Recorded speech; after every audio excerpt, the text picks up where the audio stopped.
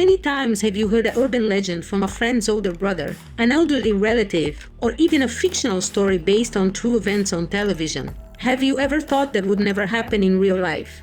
If that's the case, reconsider. Urban legends are imaginative stories about non-existent or unbelievable events. There are a few true horror stories that will give you the creeps. In this video, we'll talk about the scariest urban legends that have come to life. Number 10. The falling lawyer. No, we are not talking about falling from grace or referring to an individual who has lost respect, status, or support due to action on their part. The urban legend that became reality is about a lawyer who loved to demonstrate the strength of his office windows by running full speed into them.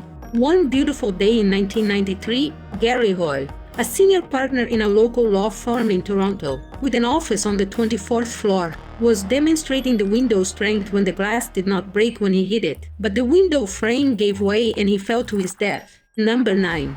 Killer clown murdered 33 victims. Bodies found in crawl space. There are good reasons to be terrified of clowns nowadays. Do you remember the worldwide Great Clown Scare of 2016? Phantom clowns is a term regarding real-life experiences with demonic clowns. The children said that guys dressed as clowns attempted to smuggle them into a van. That's just another urban legend that came true. John Wayne Gacy was a pleasant man who enjoyed entertaining little children. According to numerous individuals, he was also a Democratic Party precinct captain and a building contractor. At parties he gave for his entire neighborhood, he frequently dressed up as his alter ego, Pogo the Clown. When Gacy was convicted of sodomizing two young boys in 1964, he raised his first red flag about the horrors yet to come. Before his trial, Gacy had a mental examination. He was checked by 2 doctors before being diagnosed with antisocial personality disorder, which is the clinical term for sociopathy and/or psychopathy. Gacy was arrested and sentenced to 18 months in prison. John Butkovich, an adolescent who worked for Gacy, vanished in July 1975. Butkovich's parents called the cops more than 100 times over the next 3 years, pleading with them to investigate Gacy further, but the cops never did. After his divorce, Gacy began raping and killing young males without anyone else's knowledge at the time. He was arrested in December 21, 1978. Gacy was convicted for committing 33 murders in Cook County and burying 26 victims in the crawl space, and 3 more in different regions beneath his home. He was sentenced to death in 1980 and executed in 1994. He had earned the terrifying moniker the Killer Clown. Number 8. The Bunny Man with an Axe. The Bunny Man is quite an urban legend, which originated into separate incidents in Fairfax County, Virginia during 1970. However, has since spread across the entire Maryland area in Washington, D.C. The original story involves a man in a bunny costume swinging a hammer and hatchet at other people. Cadet Robert Bennett and his fiancée were parked on Guinea Road when the front passenger glass was smashed, and a white-clad man stood beside the shattered window, screaming at them for trespassing. The couple spotted a hatchet on the car floor as they went down the road. Construction security guard Paul Phillips filed reports of vandalism 10 days later with the police, and more than 50 people reported seeing the crazy man on the following days. A legend was born. One version of the legend had the swinging man to be a young man wearing an apron and a fedora hat swinging at random women. Some people state that the actual culprit may have been an African American who was upset about being fired from his job and decided to wreak havoc by injuring people in an attempt to get back at the person who had fired him. Number 7.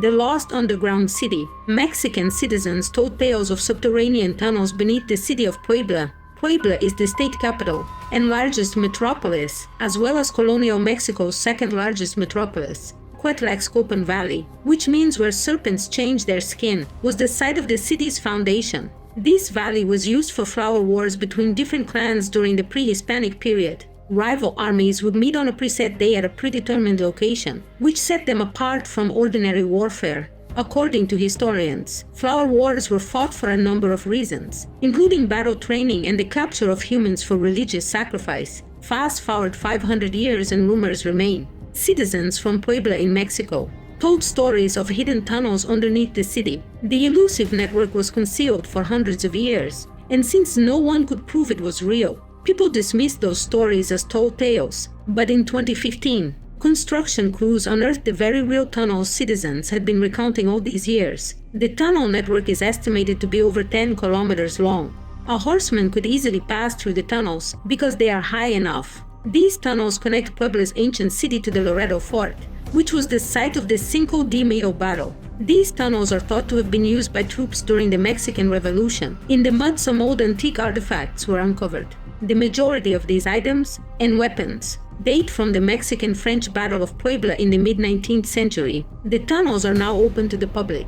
They are full of artifacts, and it's a nice hike from downtown Puebla to the forts. After you climb to the top, there is a small park and a place to get refreshments. Number 6. Gators hiding in sewers. Gators are cold-blooded animals that enjoy warm weather and sun, so it's unlikely they would move to the sewers of places in the northern states like New York City to establish whole colonies. Though escapees and former pets may be able to survive for a short time in New York sewers, longer-term life is impossible due to low temperatures and bacteria in human feces. Southern states have warmer climates, and alligators were detected in Florida's drains and sewers. This is because many of these waste outlets discharge into the marshes. During storm surges and the colder winter months, alligators can seek refuge in sewers. Gators can be found in almost any freshwater source, including sewers and drainage systems. They're also regularly found along the coast swimming in salt water. They can travel hundreds of kilometers across arid ground in search of new water sources.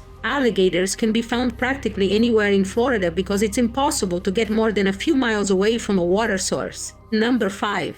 Men terrorize kids at night, scaring them into staying safe inside their homes. The Cropsey legend is used to frighten children away from dark areas of forests, and is often directed at campers going too deep into the woods. They're told about a mysterious madman who lurks in the forest and brutally slaughters those that go near him. The tale of the boogeyman of Staten Island became real when Andre Rand decided to bring the tales to life. He kidnapped children from Staten Island's Willowbrook State School in 1975 and murdered them.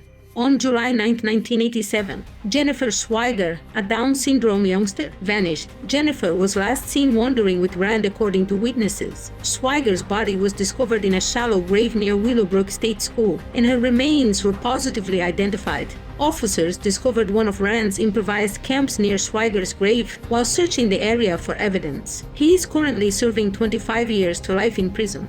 Number 4. I'm not scared to lose my face, but I'm scared to lose humanity. The Charlie No Face, also called Green Man, was a Pennsylvania boy named Ray Robinson who suffered a tragic accident in 1918.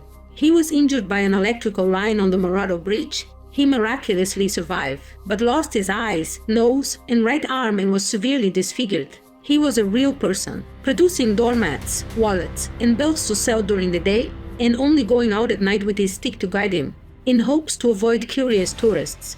He was not a monster, but a man struck by tragedy who was liked by family and neighbors. Number 3. Behind the Medicine Cabinet.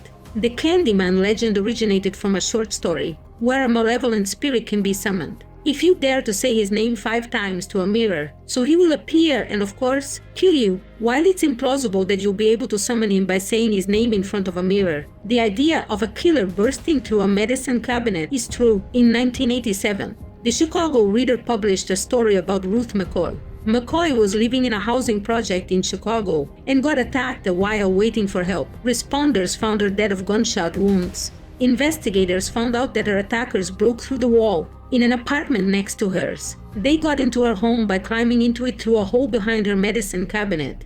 It happened because the buildings were built this way on purpose, so that plumbers could check pipes. Criminals used this for a way to get into homes and rob or kill the residents. Number 2. A real American mummy. Despite the fact that it seems like an urban legend, the body of Elmer McCurdy, an early 20th century bank and railway robber, became a scary feature of the traveling carnival and sideshow circuit for more than 5 decades. Elmer J. McCurdy, born January 1, 1880, was an American bank and train robber who was killed in a gunfight with police after robbing a Katy train in Oklahoma in October 7, 1911. From the 1920s through the 1960s, his mummified body, called the Bandit Who Wouldn't Give Up, was displayed at an Oklahoma funeral home before becoming a regular on the traveling carnival and sideshow circuit.